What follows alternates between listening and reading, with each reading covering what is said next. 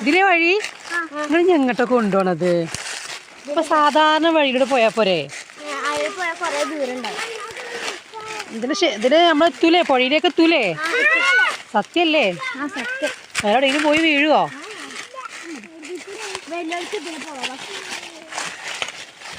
ഏതായാലും ഈ കുട്ടിപ്പട്ടാളത്തിൻ്റെ കൂടെ ഞാൻ പോകുന്നുണ്ട് കേട്ടോ. ഞങ്ങളുടെ അടുത്ത് എന്ന് വരികയാണെങ്കിലും ഞാൻ ഈ പുഴയിലേക്കൊന്നും പോകാതിരിക്കില്ല. അപ്പോൾ ഇപ്രാവശ്യം ഞങ്ങളിങ്ങനെ പുഴയിലേക്ക് പോവുകയാണ്. അപ്പോൾ ചാലിയാറിൻ്റെ തീരത്താണ് ഞങ്ങളുടെ വീട്, നിലമ്പൂർ. ഇവിടെ കുതിരപ്പുഴയാണ് അടുത്തുള്ള പുഴ കേട്ടോ. അപ്പോൾ ആ പുഴയിലേക്കാണ് ഞങ്ങൾ പോകുന്നത്. ഞങ്ങൾ കാട്ടിൽ നിന്ന് ഇങ്ങനെ ഇടവഴിയിലെത്തിയില്ലേ? ഇടവഴിയിലെത്തിയത് അവിടേക്ക് നിറച്ച് വീടുകളൊക്കെ ഉണ്ട് കേട്ടോ. ഇടത്തൊക്കെ വീടുകളുണ്ട്. അപ്പോൾ ഇതിൽ പോകാൻ പറ്റില്ല.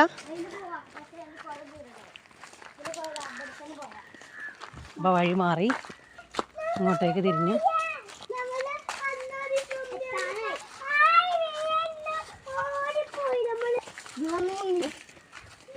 വെള്ളത്തേക്ക് ഇറങ്ങരുതില്ല, വെറുതെ പുഴ കാണാൻ പോകുകയാണേ.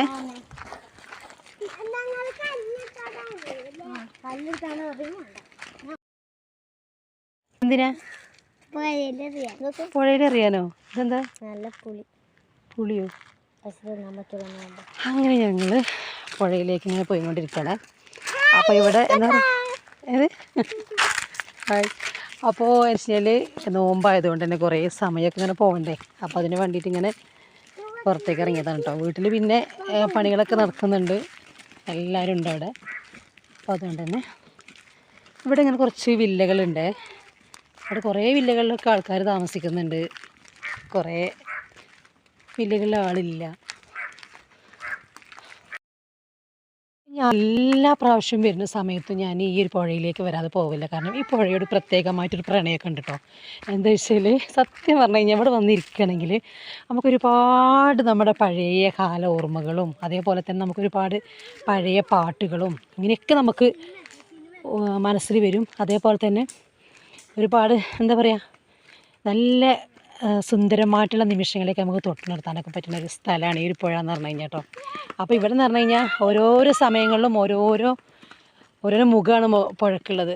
എന്ന് വെച്ചാൽ ആ മഴക്കാലത്ത് വേറൊരു ഭീകരമായിട്ടുള്ള മുഖമാണ്, ഇപ്പോൾ ഒരു ശാന്തസുന്ദരമായിട്ടുള്ളൊരു പുഴയാണ് കേട്ടോ. അപ്പോൾ ഇവിടെ ബോർഡൊക്കെ വെച്ചിട്ടുണ്ട്, പുഴയിൽ ഇറങ്ങുന്നവർ ശ്രദ്ധിക്കണം എന്നൊക്കെ പറഞ്ഞ് ബോർഡൊക്കെ വെച്ച് ആ ബോർഡൊക്കെ ആരൊക്കെയോ എന്തൊക്കെയോ ആക്കിയിട്ടുണ്ട്. അപ്പോൾ ഏതായാലും ഞങ്ങൾ പുഴയിലെത്തി. കണ്ട് നോക്കിയേ, ഇവിടെ നല്ല സുന്ദരമായിട്ടുള്ള പ്രകൃതി രമണീയത ഞാൻ എപ്പോഴും പറയാറുണ്ട്. കാരണം എനിക്കത് പറയാതിരിക്കാൻ കഴിയില്ല, അത്രയ്ക്ക് സുന്ദരമാണ്.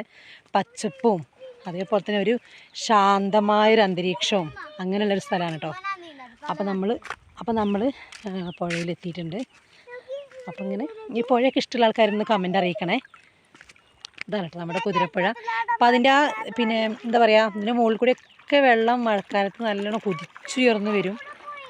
ഞാൻ ഈ ഒരു വീഡിയോസ് ഒരുപാട് യൂട്യൂബിൽ ഇട്ടിട്ടുണ്ട് തോന്നുന്നുണ്ട് എനിക്ക്. കാരണം ഞാൻ വരുന്ന സമയത്തൊക്കെ ഞാൻ ഈ പുഴയിലേക്ക് വരാറുണ്ട്. അപ്പം പിന്നെ ഈ പുഴൻ്റെ ആ ഭാഗത്തേക്ക് ഇപ്പോൾ പോകാൻ പ്രയാസമില്ല, കാരണം വെള്ളമൊന്നും ഇല്ലാത്തതുകൊണ്ട് കുഴപ്പമൊന്നുമില്ല.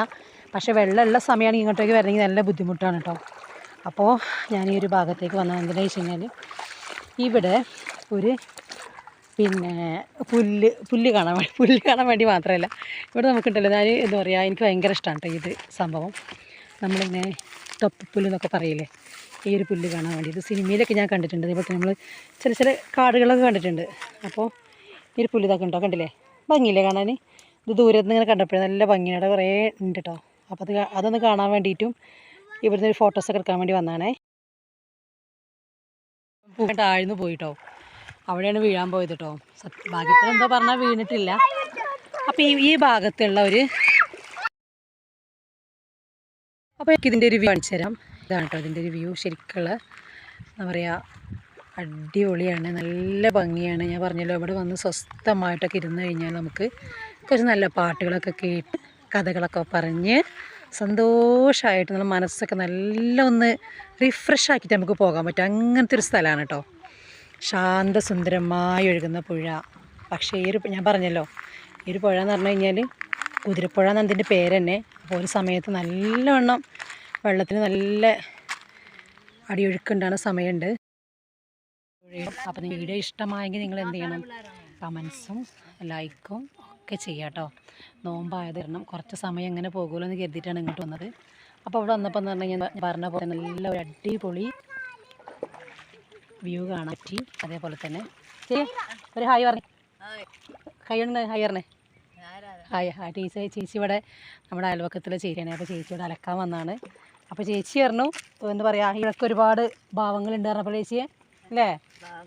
ഭാവങ്ങൾ പറഞ്ഞാൽ ചില സമയങ്ങളിൽ നല്ല കുത്തി ഒലിച്ച് പോകുന്ന പുഴയല്ലേ അത്, അപകട മരണങ്ങൾ ഉണ്ടാവാറുണ്ട്. അപകടം അറിഞ്ഞുകൊണ്ട് ചാടുന്നവരുണ്ട്,